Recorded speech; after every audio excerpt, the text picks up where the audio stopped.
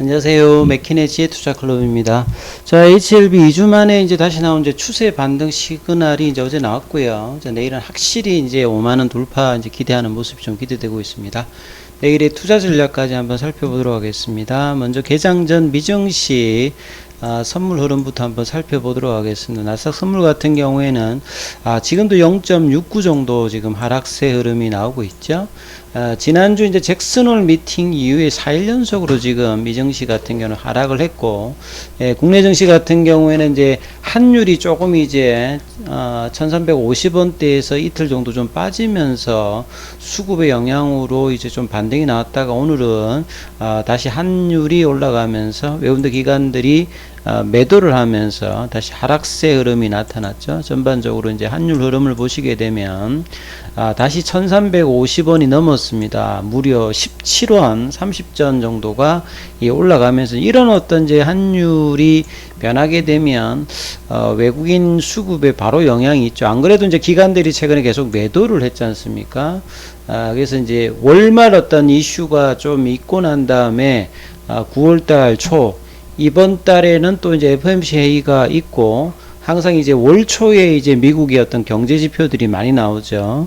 그래서 이런 부분들하고 지금 환율하고도 좀 연동이 좀 되어 있는 모습이죠. 외국인들 같은 경우에는 오늘은 대거 일단 선물도 좀 매도, 현물에서도 매도했고요. 기관들 같은 경우에는 금융투자가 거래소에서 대거 매도를 또 하는 모습을 보였습니다. 개인들만 오늘 또 대규모로 또 이제 매수를 했죠. 등락 종목 수를 보게 되면 상승 종목 수에 비해서 하락 종목 수가 대부분 이제 하락을 하는 어떤 모습을 좀 보였죠. 자, 그리고 지금 에스모 같은 경우에는 이제 7일이 남았습니다. 내일 되면 6일이고 실질적으로 이제 거래일을 포함한다라고 하면 한 5거래일 정도 지금 남았죠. 그래서 다음 주 목요일 날 9일에 앞서 개최되는 레이트 브레이킹 앞스트릭에 어떤 이야기가 나올까, 이 부분들이 상당히 뭐 주목되는 어떤 부분이라고 봐야 되겠죠. 자, 그리고 이제 컨그레스 2022 컨퍼런스 칼렌더를 다시 한번 봐드리면요, 이제 프로퍼드 페이퍼 세션에 여기에서 이제 깐제 오레토리엄 여기에서 뭐 발표가 돼요. 그래서 이 시간대가 이제 클릭을 해서 나타나는 것들을 보게 되면 두 번째죠. 아침에 이제 스쿠이친 박사가, 교수님이 이제 발표를 하죠. 8시 40분부터 8시 50분 동안 10분 동안 이제 발표가 됩니다. 다음 주 토요일이죠. 우리 시간으로도 보면 깐 오라토리움에서 이제 진행을 하는 어떤 부분이 있죠. 자, 이러한 기대감이 제가 이제 항서제약의 어떤 주가 흐름을 한번 살펴봤는데요. 사실 이제 5월달에 HLB가 이제 관련 흐름으로 좀 이제 급등을 하고 해도 이 항서제약 같은 경우에는 이제 작년부터 해서 계속 이제 중국 어떤 정부의 약가이나 이런데 타격을 받으면서 구조조정도 좀 하고 실적도 좀 빠지면서 주가가 이제 고점 대비해서 70% 이상 이제 빠져서 이제 32위안에서 계속 이제 왔다 갔다 하는 등락을 계속 좀 보여주고 있어요.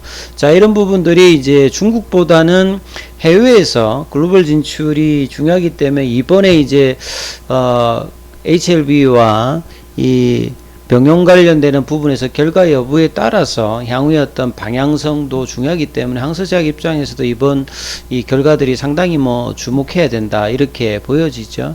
그리고 이제 국내 이제 기사들을 좀 보면 계속 이제 오전장도 그랬고 오후장도 그렇고 계속 이제 에스모 관련되는 기사들이 계속 나오고 있습니다. 그만큼 시장보다는 이 에스모 관련되는 부분이 다음 주까지는 데이터 나올 때까지는 계속 이 관련되는 흐름으로 수급만 이제 있다라고 하면 좀 탄력적인 흐름들을 보여줄 수도 있는 흐름이고, 오늘 오전장에는 이제 한 5만원 정도 부분까지 좀 넘어갔다가 49,000원 정도에서 지금 시간에 좀 빠졌습니다만 거의 뭐 5만원 부근에서 지금 흐름들을 이어가고 있죠. 그래서 항암제부터 희귀질환 치료제까지 유럽과는 이제 뭐 K바이오 해서 유럽학회 참가 업체 리스트 보면 HLB도 들어가 있고 뭐 셀트리온도 들어가 있고 국내에도 많이 이제 학회 참가 기업들이 있습니다. 그리고 이제 뭐 종양학회니까 가장 크게 이제 관심이 되는 암이 이제 간암하고 유방암이죠. 그래서 이제 간암 관련되는 부분에서 리보세란인가 캄넬리주맘의 병용 임상 3상 결과가 왜 이렇게 중요하고 동일한 내용들을 끊임없이 국내 이제 언론들에서 계속 이제 하는지에 대한 여부를 해야 돼. 그만큼 이제 관심이 되기 때문에 이 일주일 동안에도 어떤 결과가 나올까? 언론에서도 계속 다루고, 주식 시장에서도 이 부분들이 계속 이제 등락이 굉장히 좀 이제 뭐랄까요, 속도가 좀 나올 수 있는 어떤 위치까지 좀 가 있죠. 그래서 에스모는 상반기에 개최되는 아스코하고 AACR과 더불어서 세계 3대 암학회죠. 이번에도 이제 매년 2만 명 이상의 어떤 관계자들이 좀 참가를 하고, 특히나 이제 항암제 시장은 자가면역 질환 치료제 시장이 한 100조 정도가 넘어가는데, 그거보다 지금 배 이상 크지요. 연간 한 240조 정도 시장이니까, 각 암마다 이제 시장의 규모가 좀 나눠지지 않습니까? 뭐 폐암이라든지 간암이라든지 위암이라든지 각종 암에 따라서 이제 달라집니다만, 이 항암제는 특징이 하나의 암종으로 이제 끝나는 게 아니라 그 약물이 좀 뛰어나게 되면 고용암 같은 경우에 여러 암에 넘어갈 수 있는 어떤 이런 부분이 있기 때문에 시장이 단일한 어떤 이제 암에 국한하지 않죠. 특히나 이제 리보세라님과 캄넬리주맘의 어떤 조합이라고 하는 것은 면역관문 억제제도 여러 암 중에 적응할 수 있는 부분을 가지고 있고, 특히나 이제 리보세라님 같은 경우에는 표적 타켓에 관련되는 부분들이 확장에 좀 용이한 부분이 있고요. 경제성이라든지 부작용 관련되는 부분들도 굉장히 좀 좋게 나오고 있기 때문에 이번 어떤 이제 간암뿐만 아니라 이제 향후에 이제 기대가 되고 있는 선양 남성암이라든지 임상이 다 끝나서 이제 신청도 또 이제 할 수 있는 위암이라든지, 그리고 기타 이제 뭐 대장암이라든지 난소암이라든지 이런 확장에 관련되는 부분까지도 계속 이제 기대가 할 수 있기 때문에 단발성으로 끝나지 않고, 이제 만약에 이제 승인이 내후년에 만약에 이제 내년에 이제 된다라고 하면 기업 가치의 정대가 나올 수 있는 부분이고요. 이 간암은 2019년도에 위암보다는 시장의 규모라든지 기대감들이 훨씬 더 높아져 있는 상태라 봐야 되겠죠. 그리고 특히 경쟁 약물들이 이제 1차 관련되는 부분에서 이 유해성 입증에 다 실패를 했거든요.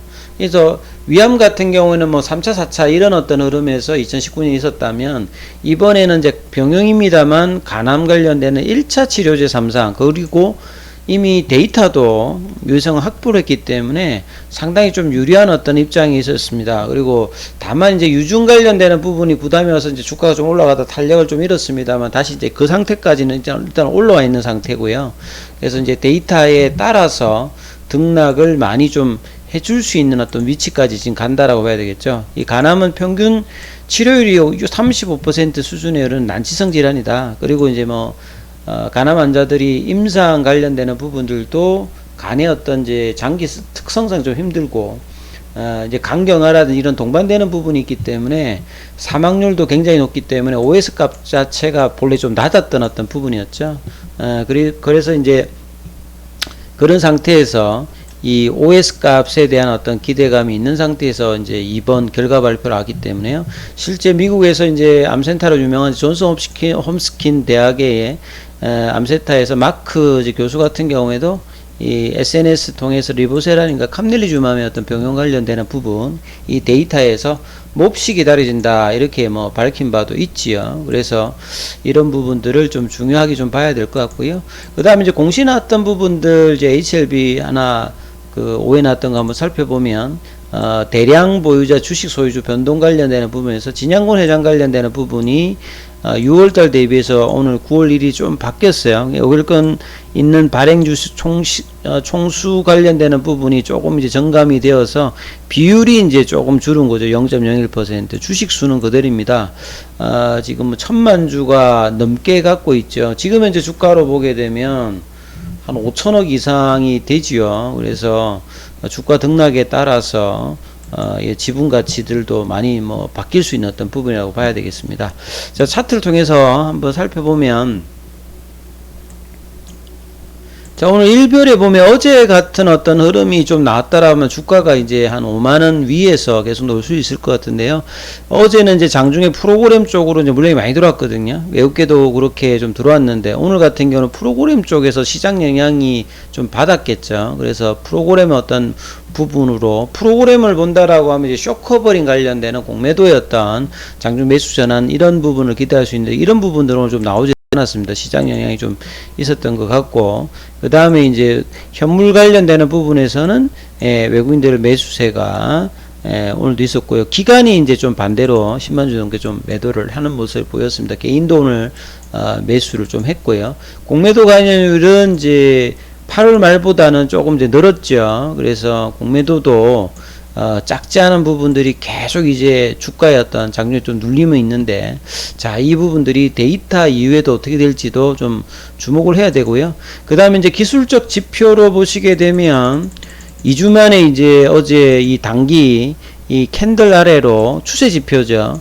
이 파라볼릭자가 이제 아래로 가면서 다시 추세가 제 갈 길을 갈 거예요 하면서 지금 바뀌고 있고요. 그리고 이런 추세의 어떤 전환에서 이 ADX 지표의 어떤 강도를 보게 되면요, 조금씩 올라오고 있죠. 그래서 속도를 좀 내기 위해서는 50 정도까지 올라가야 되는 흐름이 나와야 되기 때문에, 내일 이제 주말을 앞두고 뭔가 좀 기대감으로 좀 올라갈 수 있는 흐름의 좀 위치죠. 그래서 이 5월달에 이 부분들을 하기 전에 넘어가는 흐름들이 사실은 좀 나와야 이 돌파가 하게 되면 신규 매수에서도 유입도 되고, 유중의 어떤 부담감을 확실히 이제 떨어내는 어떤 위치가 되겠거든요. 근데 아직까지 좀 아쉬운 게 이제 거래량이 좀 많이 없습니다.